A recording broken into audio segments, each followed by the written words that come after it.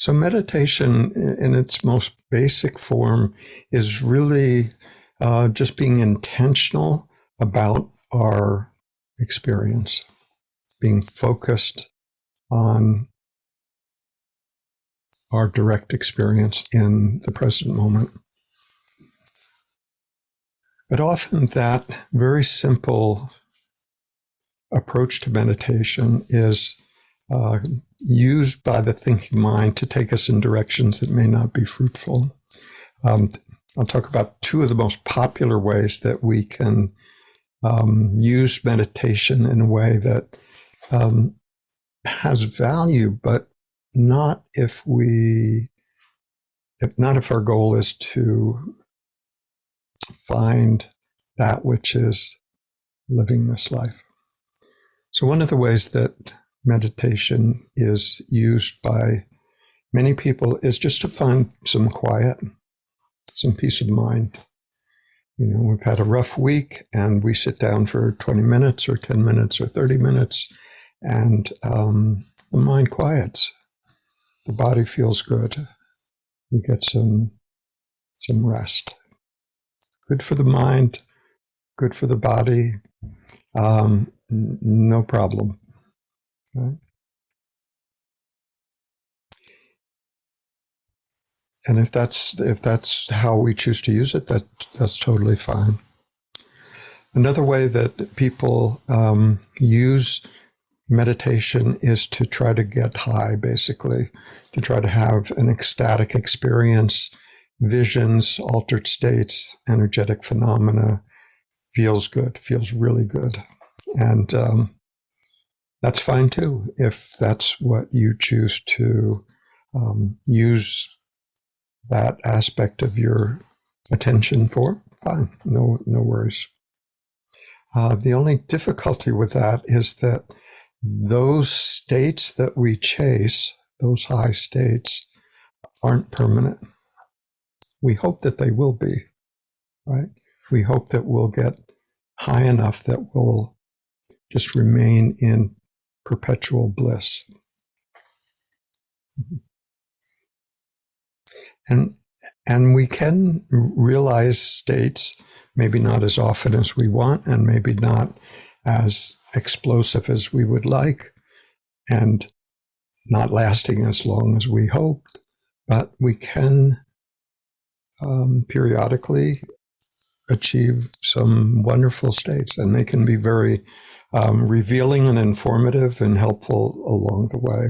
So there's no problem with experiencing those sort of transcendent spiritual states. Wonderful. They feel really good. And they can be really addictive because they feel really good. So if we make the assumption that having those types of experiences either is enlightenment or is evidence of our progress towards enlightenment, then we would be making a mistake, because it's neither one of those. It is an experience. It may be a really useful experience. It may be a beautiful experience, uplifting. But like all experiences, it has the characteristics of coming and going, impermanence, like every other experience. So spiritual experiences are not exempt from the law of impermanence. They too will come and go. Right? So if we are in search of that which is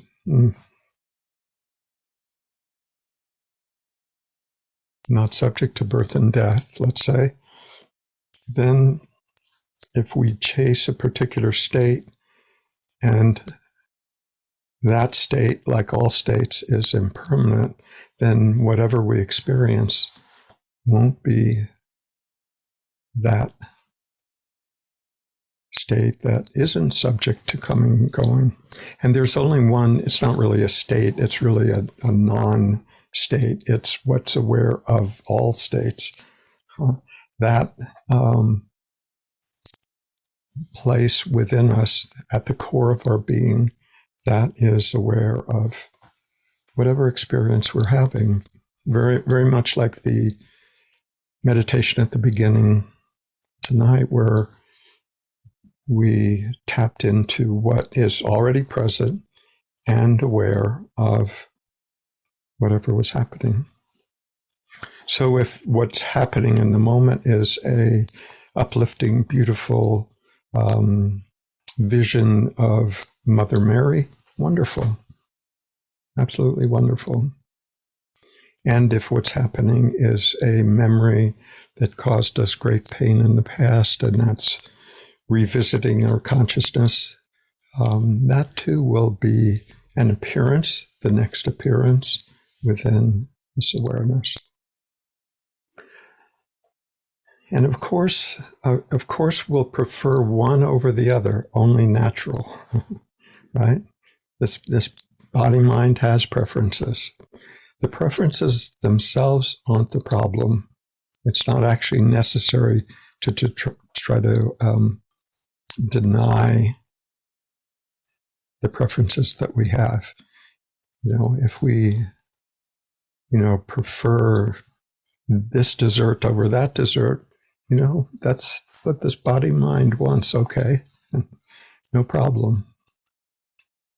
What gets us in trouble is our insistence that our preferences be met, right? Then we're in the territory of trying to manage, trying to control our experience. That we will get frustrated trying to do. Sometimes it might work out, just often enough to keep us in the game. Right? But if we're paying attention, we can see that effort to sort of make life conform to how I want it to be, and to the point that we're insisting, we're demanding of life that it look that way, we will be frustrated often, right? When life doesn't quite pan out the way we wanted it to, or it did, but it wasn't quite what we'd hoped, or it did, but it didn't last quite as long as we'd like. And then we're left back in this everyday state, our normal everyday life, but we're left there wanting more, right? You get high, you come down, you want more, right? And the hope for spiritual people is that, yes, that experience is good, really, really quite amazing. And I'm confident that the next one will be even better, that it'll be so good that it'll be permanent. That's the hope. Meanwhile, whatever our essential beingness is present now already. If it's essential and was absent, like even for a moment, if it were essential, we would just disappear in a puff of smoke. Right? But if it's essential, it must be present always. Always means even including now. Or even when there's not some ecstatic experience happening, when it's just ordinary, everyday life, there's something present that is aware and present for that life, that experience.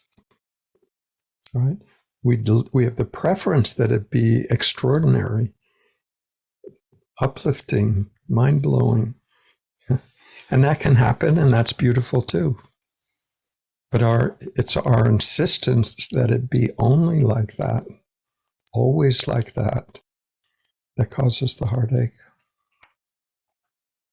And the heartache is just a form of suffering, of having that carrot presented, the future enlightened being that I imagine myself one day will be. And then the disappointed feeling when we're not. But both the uplifting experience and the disappointment and the heartache are all happening within the same field of awareness. Same field of awareness. All appearances arising within this one awareness. And of course, we'd prefer one over the other. But it's, as I said before, it's the insistence that it look a particular way that causes us to suffer. And the suffering is really life's way of, in its infinite generosity, life's way of pointing us towards the deeper truth of our being, that which is not only present for whatever happens, but willingly present, undiminished by whatever difficult things are happening, but also not enhanced by any of the beautiful, uplifting experiences that happen. Both. That's the freedom. That's the liberation.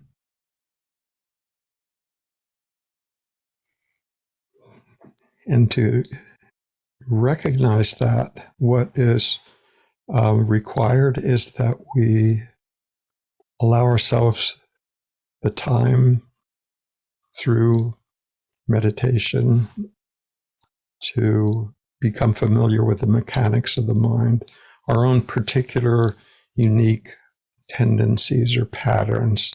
And the reason for that is that the awakeness is not absent. It never has been absent. Our job is to clear away the debris. And by debris, I mean all of the beliefs that we may have about ourselves and life and the divine and the world that may be relatively true, but not absolutely true. When we see all the ways that our particular desires play out for the accumulation of pleasure and the avoidance of pain, how that all tries to get what it wants in our own head. So during meditation, since there's not much else happening, we get a front row seat to that thinking process. I don't mean the whys and the all the psychological basis for our stories, etc. I just mean what belief is operating and the effects that it has on our sense of well-being.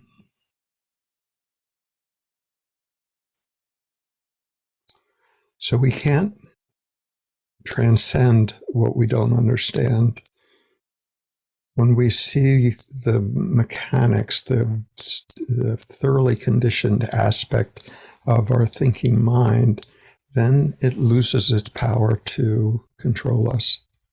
So that's what it means to become liberated at the level of mind. It's not that thoughts disappear or they have to disappear. It's that when they do appear, they don't have the control over us that they may have once had. Because we can see that they're just conceptual abstractions from reality, thoroughly conditioned from our past experiences.